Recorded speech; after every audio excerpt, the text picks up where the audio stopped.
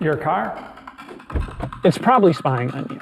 Every time you start your car, plug in your seatbelt, stop suddenly, accelerate. There's a good chance your car is recording it, packaging it, and sending it off. But here's what's crazy. Car companies aren't just using this data for legitimate things like Okay. I just found this video on the internet, and it says, what is the title? Oh, yeah, here. So, car insurance found a new way to rip you off. So, for context, okay, I live in the state of Florida, and it's crazy. The insurance here, it's one of the most. I've never lived to California and been resident to California, but I heard that California is also a little bit higher. But in none of the state that I lived, I've never found actually the insurance costing this much like Florida. It's crazy. I get it. It's hurricane seasons and all that good stuff. So that's supposed to be high, right? But bro, I don't live in Miami. I only live in like Jacksonville up north. Why is it too high? I don't know. Maybe just the state itself. But we're going to find out. Apparently, this guy by magic, car insurance found a new way to rip us off. So let's find out. Let me see. Or maintenance. They're selling it. And according to them, you gave them permission. We were shocked to see privacy policies referring to sex life, genetic data, and race or ethnicity. Why are car companies spying on drivers? How are you agreeing? And who's buying that data? It can be used to justify raising my rates. We investigated, and we found a hidden economy that stretches far past your driveway. It involves more manufacturers than you'd think, with the data being used against you in ways that could cost you hundreds or even thousands of dollars. So you want to tell me that my way of driving? Yeah, there are some companies, you put a device on the bottom, where you can plug it in. If you want to reduce your rate or your monthly payments, you would just track how many miles you drive and how good you drive.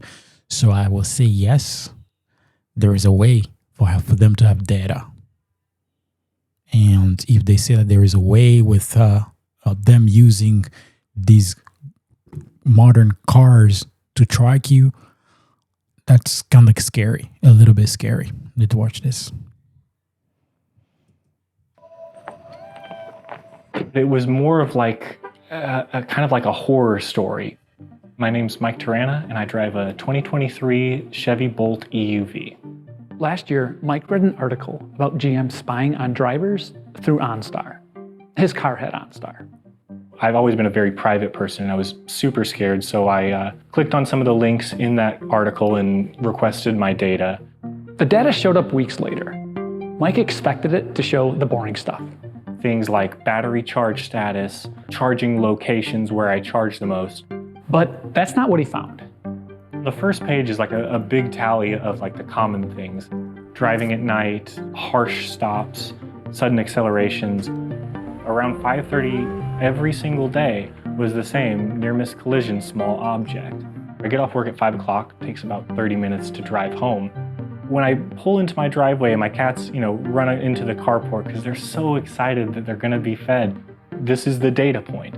Me having a small near miss collision every day is my cat running in front of my car and me stopping. Wow. Mike's data, even though it was inaccurate, eventually came back to haunt him and may have ultimately cost him hundreds of dollars. The thing is, his story... Okay, let me understand. So this is for EVs. Okay, electrical cars. Let's see. Is not unique. It's not even unusual. The automotive industry's general approach to privacy could be summed up in one word: permissive, but not in the way that benefits people. In 2023, the Mozilla Foundation did something most of us would never do. They actually read the privacy policies. We wanted to ask the simple question, what does your car know about you? Cars were worse than anything we've studied. All 25 brands we reviewed collected more personal data than necessary, and none of them met our minimum security standards. we were shocked to see privacy policies referring to sex life, genetic data, and race or ethnicity. Lauren pointed out that just because they can collect data about your sex life doesn't mean that they will. But here's what we know for sure that they're taking.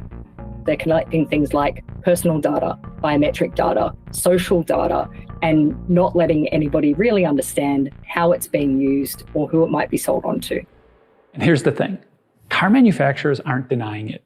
They say everything they're doing is outlined in the privacy policy. I pulled up my car's policy. It's spread out across half a dozen documents. There's around 100,000 words in them. If this was a book, it would be longer than 1984 and take over 5 hours to read. Most people do not read most privacy policies. That's Justin Sherman, We don't. a data privacy expert who's testified before Congress about this exact problem. Talking to the commission about what those threats are. People don't read them, they don't understand them, and so the idea that that equals affirmative, expressed, freely given consent is patently Crazy. false. This is what car companies call consent. To find out what happens once you consent, we talked to experts, read through the court cases, and traced Mike's data. It led us to a pipeline most people don't know exists that connects their steering wheel directly to an insurance company, costing them real money. First, GM packaged Mike's every move and analyzed it internally. Some of this was legitimate, recalls and maintenance analysis. Okay, how does it impact you and I? First off, as far as I know, we are all controlled. I've been right now. Some people are listening to me. Anything, like there is nothing that I can hide. I use internet. You use internet. You can find the best VPN ever. It's nothing. You know what I mean? Like we are literally exposed, and the more we share, the more we use our electrical stuff, our like fancy stuff, doing things in the cars and whatever. It's crazy. So everything is recorded. And sometimes I'm just super aware that even at work, like I know that every movement, every customer that is coming, it can either be X or Y, like everywhere. A camera can be in my room. I don't know. Maybe speakers or headphones can be here. So I'm like super aware. Is it a good life? I don't know. But it's a part of life. Our new life. They sold it to data brokers, LexisNexis and Verisk, companies that exist to buy and sell your personal data. Had you ever heard of LexisNexis? No, I hadn't. But the level of data that they had on me was frankly terrifying. So many of these companies operate in the shadows, they NDA their clients, they hide their revenue and their activities. The biggest brokers make billions of dollars a year. Right now, the North American data market is slightly smaller than the entire US fast food industry. And it's growing fast, largely because of AI. More companies want more types of your data to train these different AI models. But Mike's data didn't just train some opaque system. LexisNexis and Verisk transformed it into something much more concrete, a risk score that can follow him everywhere. And this kind of behavioral telemetry gives insurers granular insight to risk assessment, often more than what's self-reported or inferred from a claims history. Hard brakes, small object near miss, quick accelerations. That makes the score worse, and it gets sold to insurance companies, with General Motors getting a cut. We see this person braking too hard, we're going to raise their rates. Since 2019, car insurance rates are up over 40%, and it's tough to pinpoint exactly why. There's a lot of plausible reasons. Rising vehicle prices, overall inflation, the general economy. But there's a growing chorus of people who think this data is having an impact. For me, having this concrete data point that GM and OnStar gave this information to my insurance company, and I can easily see how from reading that LexisNexis report, it can be used to justify raising my rates. My rates did increase. This happened to countless GM customers. Her insurance had gone up 80%, and when she tried to shop around, an insurance broker suggested she check her LexisNexis records to see why. If you're thinking, this can't be legal, you're not alone. Since 2024, Arkansas, Nebraska, and Texas have all sued General Motors and OnStar. They all say GM used deceptive tactics to build this data pipeline from day one. How it was put to me was to get your car set up with data so you can see your current battery status or how long it'll take to reach a full charge. Of course, buried somewhere in that document, Mike had agreed to let them sell his data to insurance companies. It turns out this approach was pretty common. We think that the incentives at a lot of these dealerships were such that people were opted in even if they didn't want to be opted in. The lawsuits allege that in some cases, GM just signed people up for the service and prayed they'd never notice. In 2025, in response to the New York Times reporting, the Federal Trade Commission banned GM from selling driver data for 5 years. They also have to get affirmative consent before tracking and allow consumers to opt out. So when Mike tried to exercise those new rights, what did he find? And I noticed at the bottom, for battery electric vehicles, even if you decline to enroll in OnStar, GM may still collect, use, or disclose certain data as described in the applicable owner's manual. Even if you decline, they say, well, that's too bad. You bought the car, so we have your implicit okay for it. GM is under an FTC order. They face big fines if they violate it. If this is what compliance looks like, then the rules clearly aren't working. And General Motors isn't alone. There are too many car companies and too many services plugged into these car companies to think that's the only case of this happening.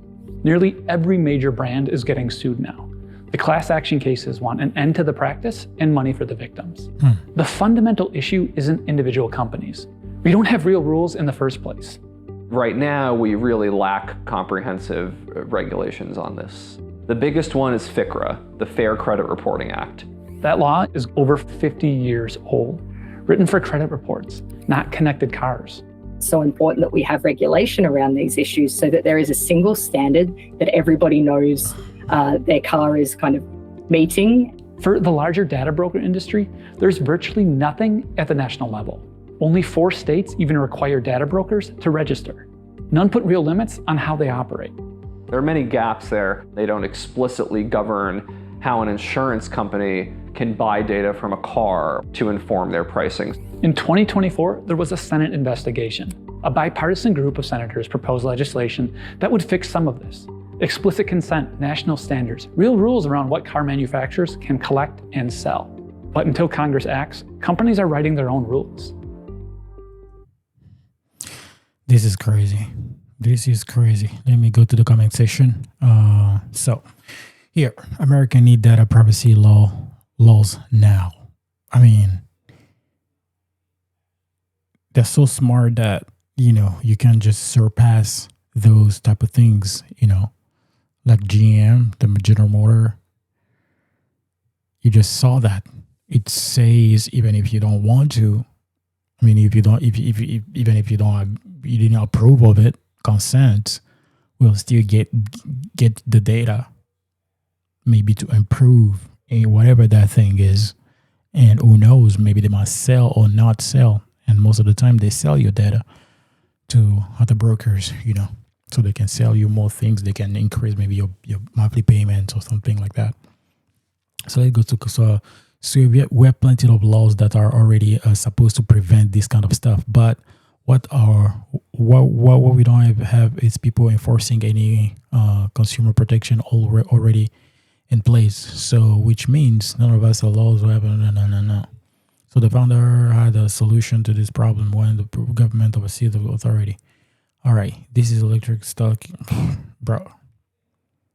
Is the U.S. actually a country of just a cluster of cups? Yes, sir. Left in my turn. Old car right here. People still have old cars right here. Who is this? Is it the baby? Okay, okay. I'm Canadian. And I bought a new car in the spring. So blah blah blah. Consent. So they even see that the relation to the privacy should be better, and happy to the return, but at least okay, good for you, man. So all right, last thing that I want to say on this video, man. Car insurance is crazy. Car insurance. So I did in my lifetime. I'm knocking on wood right now. In my lifetime, I only had one ticket. And that one ticket made my insurance skyrocketed with Progressive. I've been with Progressive for 5 years, bro, but found myself paying more. I'm like, why? So I had an insurance from Boston. I came here. It was Jacksonville, Florida. I was using the same agent, but I told him that no, right now that I moved here, I need insurance from here. Automatically, I was paying $600, bro. They told me $600, and then it starts going back. I'm like, why? Because I have a truck? I don't know. Maybe because my car was a 2022 TRD off-road. I don't know, but it was too much.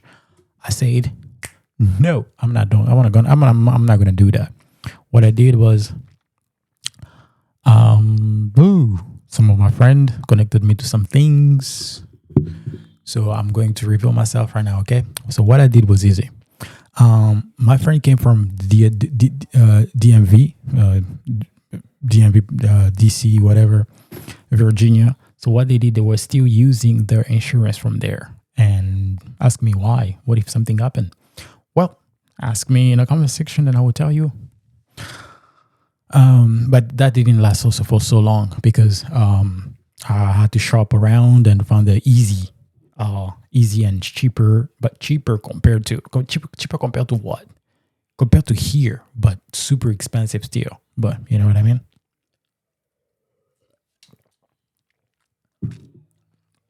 And I wasn't paying $600 a month just for insurance. No. All right, guys. Super happy, super excited. Yeah, that's life. Tell me, how much is your insurance right now? And do you want to plan to associate yourself maybe with your brother or your wife, your spouse, your friends, so you can reduce? Because I heard that when you guys are in a group, it reduces a little bit. And also by age, certain folks, 40 and plus, 45 and plus, they have lower insurance. I don't know. Do you want to associate yourself with someone, or how much is your insurance? Or are you by yourself? I know you want to be an adult, or you're already an adult and you want to act as if. Tell me what's your insurance note in the comment section down below. And yeah, that's what I got to say. If you're new on this channel, make sure you like, comment, and subscribe. Do not forget to turn the post notification on. More videos coming. Yes, sir.